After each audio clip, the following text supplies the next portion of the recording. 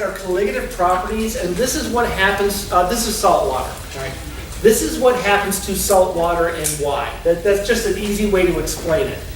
Now, as I mentioned before, part of what I don't like about this third of the test is how inexact and how many approximations are made. This is the worst day. You're going to see approximations that I actually have people complaining about. And I'm like, man, I didn't write, didn't come up with this. Okay, this would come up with like 1890. All right, and anyway, so today is approximation day when it comes to colligative properties of salt water. There's more to it than salt water, but that's 99% of it. I'm going to list the things that happen, and then I'm going to give you a way to remember that, and note that these are kind of true and false type questions. So vapor pressure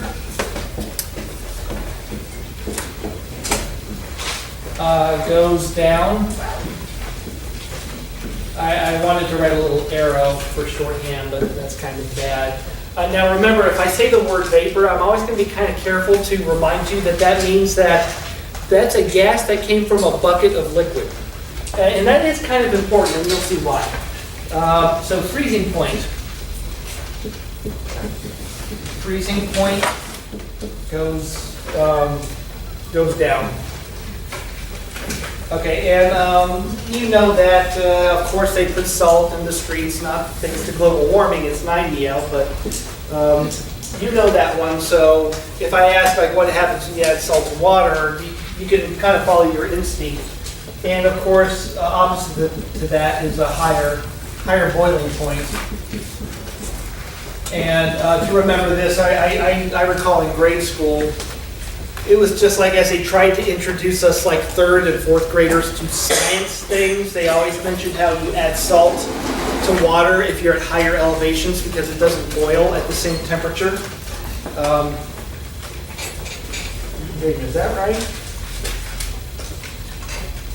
Higher boiling point or lower?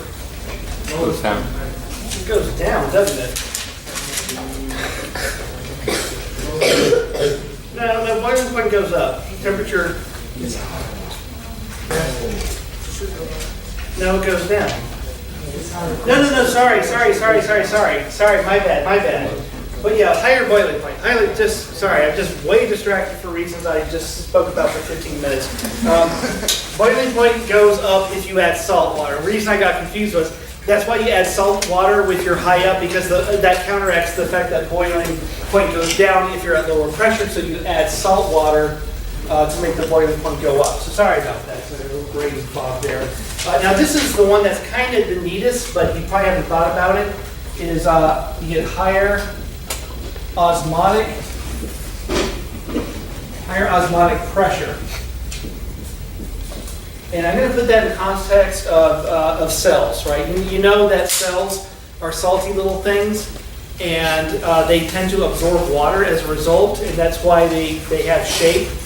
And that's the one I'm actually going to spend a bit of time on, because that one's kind of interesting.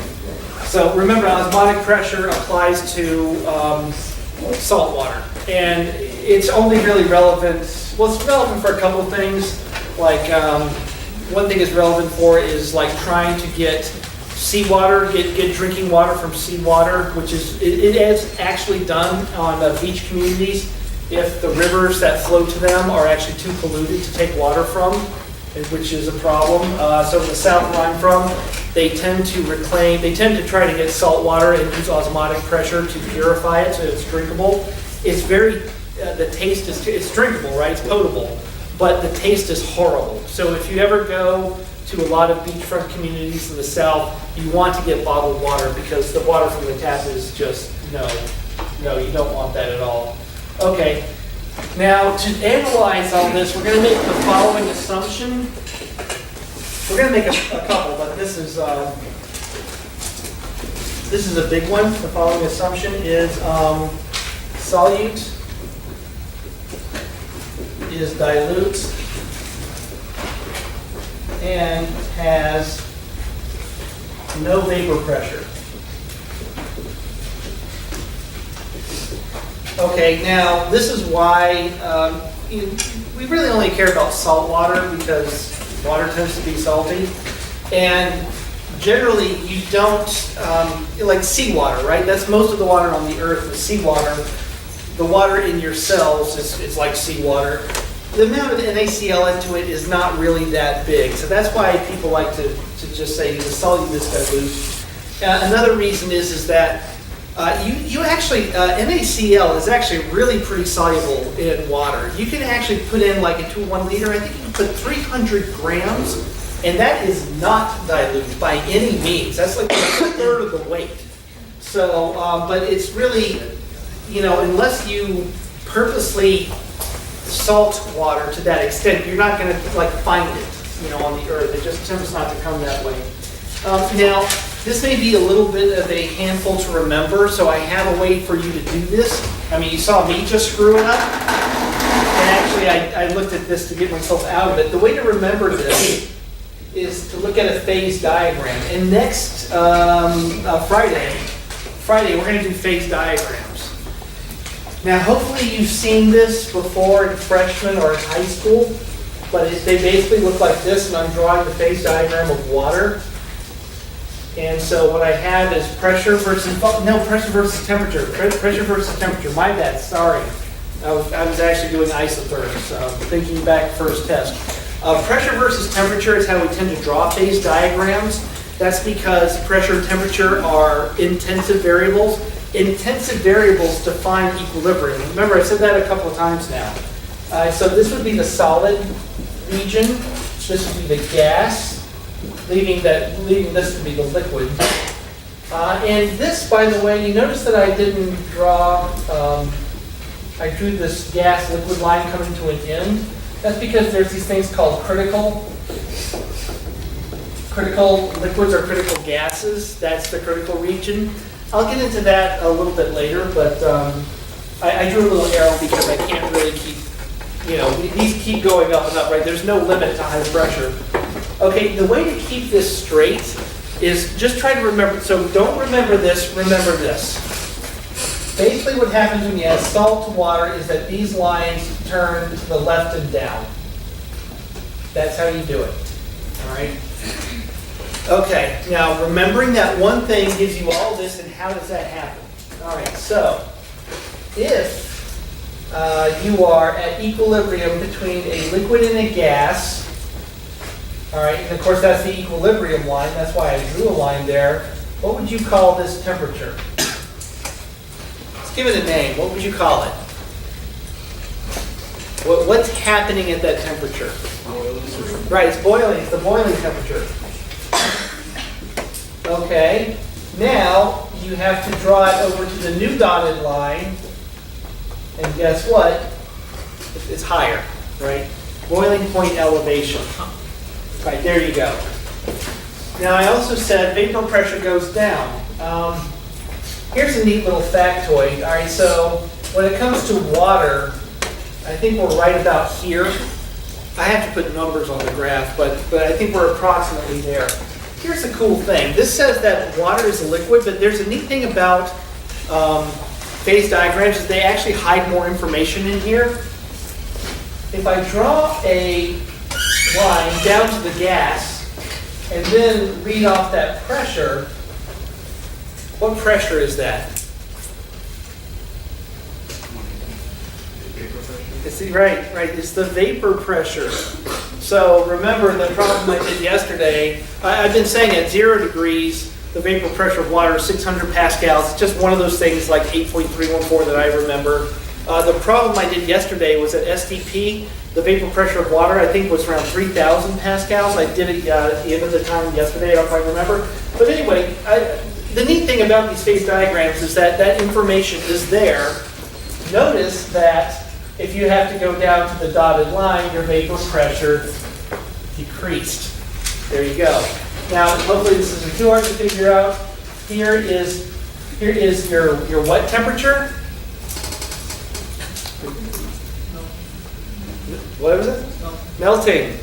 Except in chemistry, we call it fusion. I don't know why, but we call it fusion. Anyway, and if I go over to the dotted line, freezing point depression, right? Freezing point goes down. So anyway, handy dandy way to remember this. Plus, in case you're like, oh, now I got to remember that, we're doing phase diagrams. You're going to see this about 100 times. So you are going to be totally familiar with the phase diagram. I'm previewing, and when it comes to the third test, you're going to remember this trick really well, and it's 3 points, right? If I asked it, I haven't figured that part out yet. And I'm telling you the truth because I'm writing it. All right, now in terms of applying, in terms of doing derivations, there's a couple of derivations I can do. I gotta warn you, again, this is the one that people complain about. I'm gonna do boiling point elevation and freezing point depression. They're the same. One picks up a minus sign, right? That's freezing point depression. So let me do boiling point elevation.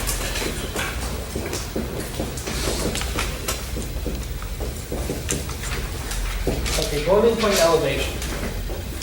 And let me actually, I did want to review a little bit about yesterday's lecture because there's a homework question that I had that's based on this. And let's do the idea of equal chemical potentials. Now I'm going to put a little star, and remember, stars are the pure. Remember, P star was pure partial pressure from Henry's law and Rayleigh's law? Let's do this. Now, let me back up and let's talk about vapors and their, we'll do a cup of water in the vapor pressure, right? Now, I know that the chemical potential of a liquid at STP is lower than the gas because water is naturally a liquid. Therefore, the chemical potential is lower. That is for certain. Now, as I said last time, what's kind of confusing about that is that, yes, you know that water is a liquid, but you also know that there's still water vapor. And so is it, if this is less than that, then why is there any water vapor at all? Like we're in Phoenix or something, which, it is really, even if you've been to the desert, you really can tell when you walk into an area with no water in the atmosphere, you can feel it. It's bad. You get used to it quick though. So recall that the answer is that this is less than that, but this number is correct. This is the number in the table at the back of the book, is correct for 1 bar. The gas, the water vapor gas, is in equilibrium with the liquid. You've got to perturb this number based on the vapor pressure. Right, remember, the vapor pressure of water at STP is not 1 bar. So what you do is, as I showed you yesterday, you add RT/ln vapor pressure over 1 bar, and then this plus that correction factor, then they are equal because water is in equilibrium with its vapor. Okay, I'm just reminding you of what we went over last time, but I'm not going to write it down because let's talk about this as I've written it. This, as I have written it, water vapor has the same chemical potential as the liquid. Now, I didn't put a little circle. I didn't put the little circle, which means STP, for a good reason, because I'm not at 298 K. Anyone guess what temperature I have to be at? Again, the chemical potentials are equal. What temperature am I at? Over here, the quiet side, left shark, as I call you. I was watching Katy Perry anyway. He's on Imgur anyway.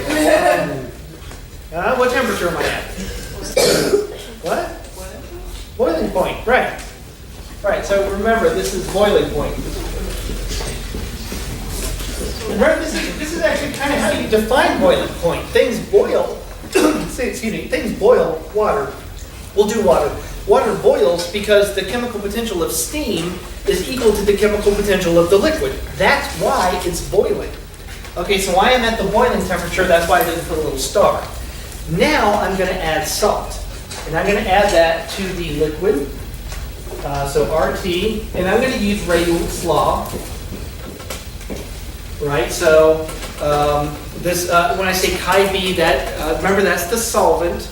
So this is the liquid side. Liquid is clearly the solvent. That's why I'm using B. Remember, B will be my solvent. It's a little arbitrary. Just remember here. I'll put a little note. Liquid. So remember, this is like 0.99. Right? Because the liquid is, the mole fraction of the solvent is very, very high, being close to 1, right? So you know that. Okay, now notice that I'm not going to perturb this, I'm going to leave this alone, but why? Did I say anything about, now this one's obvious, it's been diluted, but I'm going to leave the chemical potential of the vapor alone. But what allows me to do that? Now, I shouldn't, by the way, unless I've made an assumption. Yeah, left shark? No vapor pressure, right. So if the steam is not perturbed, if it's not mixing with NaCl vapor, then nothing has happened to it, right? Remember, so again, I've got a cup of water and there's some water vapor. I've added salt, but the water vapor, it's still water vapor and there's nothing it's interacting with, right? NaCl doesn't come popping out of solution, although I have to admit you can smell salt water. So I don't know if that's really fully true, but anyway, that's the idea. That there's no, with something like salt, there's no reason to think that the vapor is perturbed in any way, so therefore the chemical potential remains. Okay, now this gets a little funky now. I said that these derivations are a little painful. What I need to do is write this a different way. I'm writing it from left to right because it's a little bit easier to do the derivation. What I'm going to do is subtract the chemical potentials. Chemical potential of the liquid. And notice that this is, so I have also divided by RT. And notice that this is delta G. This is the vaporization, delta G per mole, which again is something you look up in the table at the back of the book, divided by RT.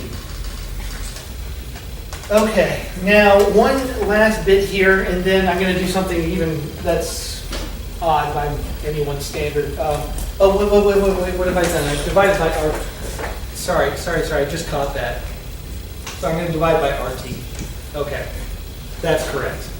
I'll leave it like that so you see what I did, what operation I did. Sorry about that.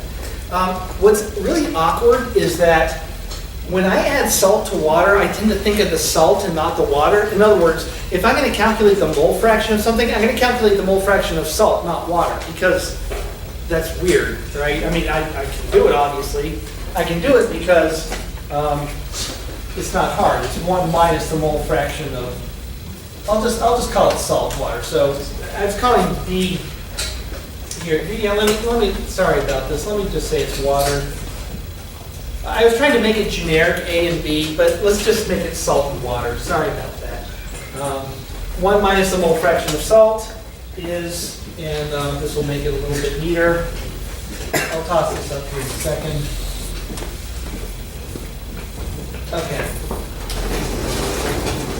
Okay, so nothing too crazy here except for my non-perturbation of the chemical potential of the vapor. Tell you what, I'll just keep working down from there. So I've got a couple more steps what I'm trying to do. Oh, executive summary. What I'm doing is I am getting the freezing, the boiling point temperature elevation. So what I need to do is start meddling with the temperature. And this, I have to admit, is this next step is going to seem kind of odd, and I'm still, I don't know, it's always just me, a little bit of a headache. I guess this is okay, what I'm about to do. What I'm about to do is take the derivative of the natural log. Now you see why I was doing this on your homework? I take the derivative with respect to temperature. And that's because the derivative of, and folks, do work on your notation because that's something I'm seeing a lot of you not do well with. And it is important that you do the notation right. Because, I mean, we're basically speaking a mathematical language. If you don't use the correct notation, you're speaking with bad grammar, which looks ignorant, and that's not what we need. I'm just going to remind you of the Gibbs-Helmholtz equation. This is minus the vaporization H per mole over RT squared. So I'm just counting on remembering that so it doesn't overlap. I'm counting on you remembering that. Okay, and now, if you're, oh, well, I gotta memorize that. No, remember, okay, one thing you guys screwed up on the second test was equations you need. If you got this far, you're like, oh, there's an equation for that, now I gotta try to remember it. No, you don't. It's in the cheat sheet. I checked these very carefully to make sure equations you need are in the cheat sheet. Remember, okay, another test-taking strategy. If you think you need an equation in the cheat sheet and it's not there, you have done it wrong. All right, again, test-taking strategy. All right, now this is where this gets kind of funky. Now I'm going to split the derivative. I'm going to split the derivative, and then I'm going to reintegrate it, which I've always been a little bit like, what? But, whatever. If it works, it works. Yeah. There we go. So I take the derivative and then I integrate it. Yeah, whatever. Now, of course, now you see why I asked that one question on your homework, by the way, so that you understand the limits. That was kind of a preview question, also to build up your calc. Okay, now all I got to do is decide on initial points and end points and make them, they've got to be sensible, and then I solve the integrals. Okay, so as I stated before, my starting point was the boiling temperature. So what would be remember that the bottom part of an integral is the initial, and this is the final, right? Now you've known that. So that temperature, what's here? Is it pressure? Is it chemical potential? Temperature, what temperature? Left shark. What? Boiling. It's boiling temperature, because remember, my first equation was at the boiling temperature. Since I started the derivation at the boiling temperature, my initial temperature is still the boiling temperature. Now, my ending point, I'll just call that T2. That will be the new boiling point, which will be higher than T boil. Whatever. That's what I'm solving for. Okay, now, what is the mole fraction of salt when the liquid is boiling at its boiling temperature? How much salt have I added? All right, okay, so hold on. I got a boiling pot of liquid, of water. And I'm going to ask you how much salt is in it. You're only allowed to ask me the temperature, and I said, well, it's boiling at 100 degrees. How much salt is in it? 0, okay. Mole fraction of salt is? No. 0, right, salt. Okay, natural log of 1. What's the natural log of 1? There you go. So that's what you meant. Sorry, yeah, I got you now. Okay, anyway. And then this will be, this will just be I know this is a little funky, this will just be the 1 gram that I added, right? I don't know what it is, but I'll add a gram to a liter, and I'll figure out what that is, and that's what I plug in there. And again, I hope that you've kind of gotten over this oddness of having the partial of a function. It's nothing. All you do is just make sure that your limits make sense, that they're the same as the partial. That's all you have to do for this funky integration. Okay, then we just have to solve it. And what you do there is I'm going to have this minus that, because this is a partial of x, essentially, the result of which is x. You just apply the limits. So I've got the limit. So the upper limit is 1 minus chi a, which, by the way, is, let me get this right. Yeah. This is a little known fact of natural logs. Again, if you need this, it's in the cheat sheet or the question itself. Little known fact of natural logs is that when this number is small, natural log of 1 minus that number is just minus that number. Plug it into your calculator, use 0.01 or something, and you'll see that this is very true. And then this other thing, which I made, by the way, if I have you do the integral of 1 over, in the past, I haven't gotten this far with the test, I have asked you to be able to integrate 1 over t squared, nothing on the cheat sheet, because that's fair. So be warned that this integration I'm performing right now is fair game in my book. Okay, 1 over the new temperature minus 1 over the boiling temperature. Okay. And there you go. That's basically it. So what this allows you to do is, I tell you I added a gram of NaCl to 1 liter of water, so that allows you to calculate this number you're given. You know the boiling point, you know R, you're looking for T2. Now this is where this gets funky. I'm going to have you do this on your homework, solve for T2, which I just tell you what, just go ahead and use Mathematica. Solving for T2 is kind of a nightmare. Just use Mathematica, that's fine. I'll know if you got it right. But now this is how we traditionally do this. Let me point out that this thing, you actually were given these formulas. I mean, I look over my TAs. My grad students are TA freshman chem a lot, and I look over their shoulder sometimes, and I look at what things that they're teaching in freshman chem, and I see that the equation for boiling point elevation is something that is covered, and this is where it's coming from. So what I'm doing is,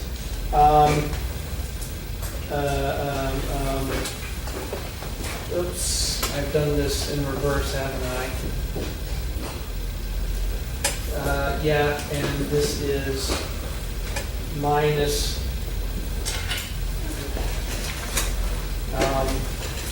sorry, I've done something a little stupid here, but it's okay. What I'm going to do is I'm going to call this minus delta T over T2 T boiled.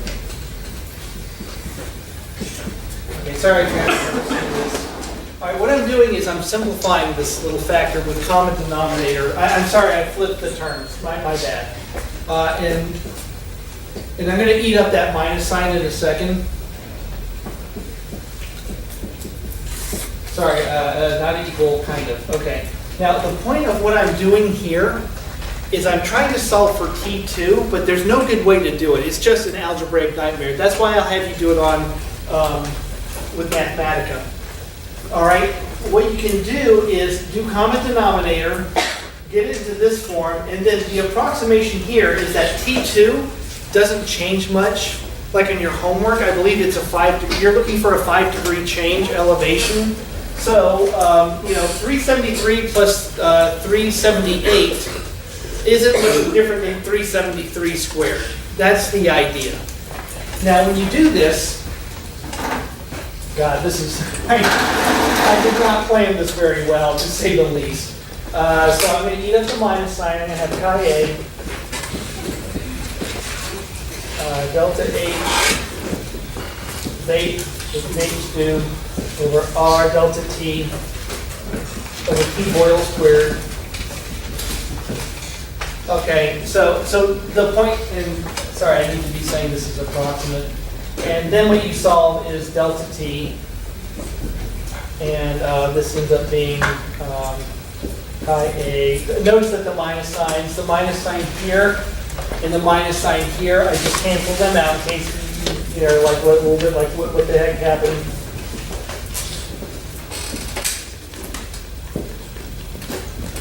Okay, there you go. So that's the end result. Now notice that, let's walk through all the approximations. Here to here, was there an approximation? I've had you do this before. You've answered this question like twice now. Here to here? Delta H, right. Delta H was assumed to be temperature independent. It's also considered to be independent of the fact that there's salt present, right? Which is also not true. So that's actually one of the bigger things. You're actually going to figure that out in your homework. That the amount of enthalpy it takes to vaporize water isn't changed, nor is temperature dependent, neither of which is true. It's a little bit justified because the salt content is supposed to be very small. So there's the thing. This thing, all right, now this is a big approximation here, and there you go. So what I'm going to have you do is I'm going to have you do this calculation, and then I'm going to have you do this calculation where you just use Mathematica and not do this jazz. It'll get more accurate. And then I looked up what the real vaporization H is, and then you're going to do that last. And you're going to see that at that point you get the right answer. So that's what I'm going to have you walk through on the homework. And you can see why I'm a little perturbed at this. It's because the number of approximations are made are kind of extreme. Last, I'm going to do freezing point, which is actually the same equation, but there's a minus sign. And that just is because the temperature change is the opposite. The derivation is the same, and it's not even worth doing. It's not even in my notes. Just want to remind you, freezing point, depression. That looks like this. So remember that there's a minus sign. The reason is that we want to have a. People don't want to report a negative delta T. I should be using fusion. Fusion is the correct word, and I have to put that here. Not vaporization, sorry, fusion. You won't find, that's because you won't find delta H of freezing. You know, if you Google delta H of freezing, you won't find anything. You need to Google delta H of fusion. That's, again, the proper word. Now, the minus sign is so that the delta T is reported as a positive quantity. It's an absolute quantity. It's just a stupid thing that no one likes to report negative numbers, so sometimes they slap a minus sign. So that when you do this, you're going to get, the temperature changes the right way, right? It's less, not more. So anyway, just look out for that. It's not a big deal. I'm not going to count off if you, if I have you do this on the test, I'm not going to worry about whether you get the minus sign right. You know what to do. Freezing points go down, boiling points go up. Okay, last bit, we're done with colligative properties, is osmotic pressure.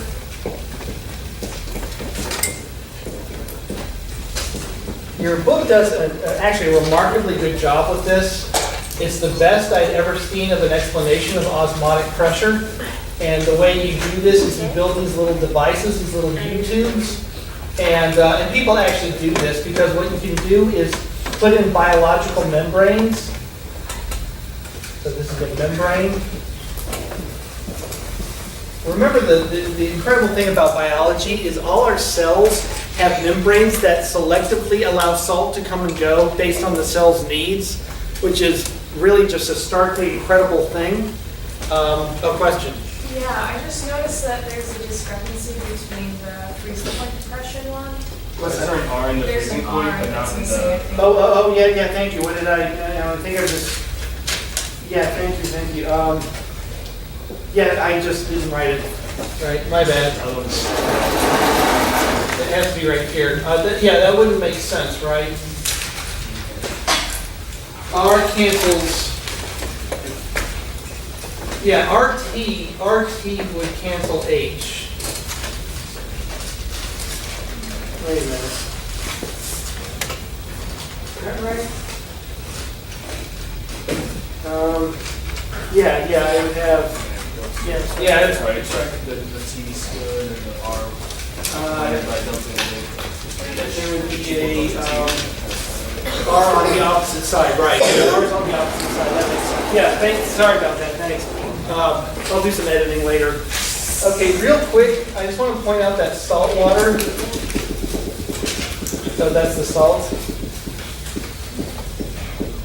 Is actually at a higher pressure than pure. And so remember that the way to think about this is that pure water is trying to dilute the salt water, but what's happening is that the salt water rises in these little tubes, and that extra height pushes back the pure water.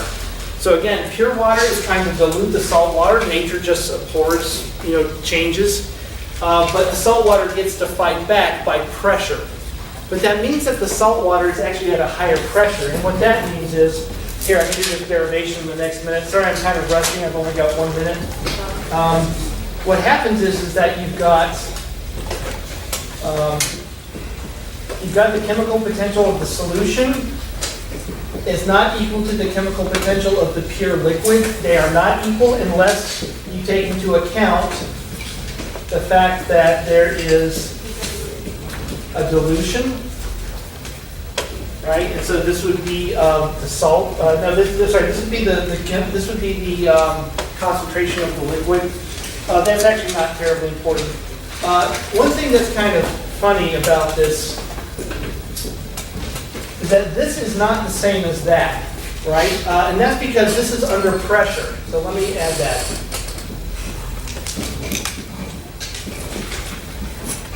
All right, so as much as before this was fine on its own and these would be the same quantity, they're not because there's some pressure effect here.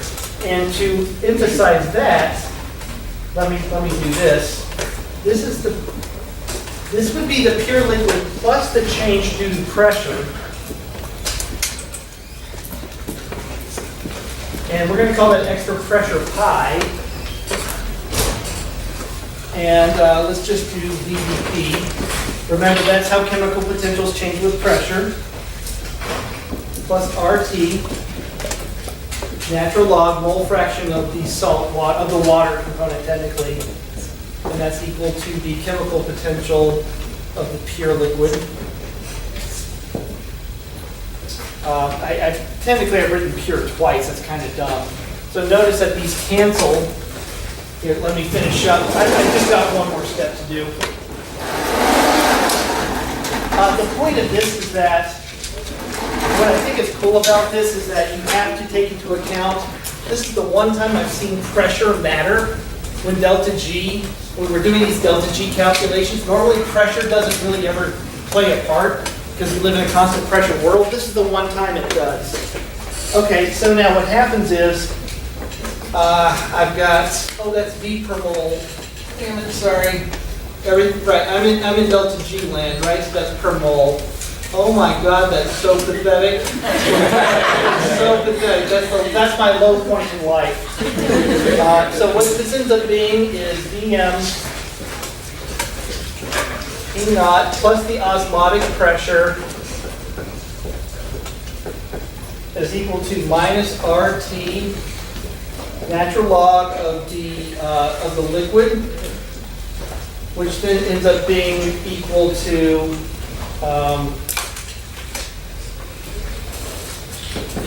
RT mole fraction of the salt. Okay, and this is because I have to do it a bit of a side.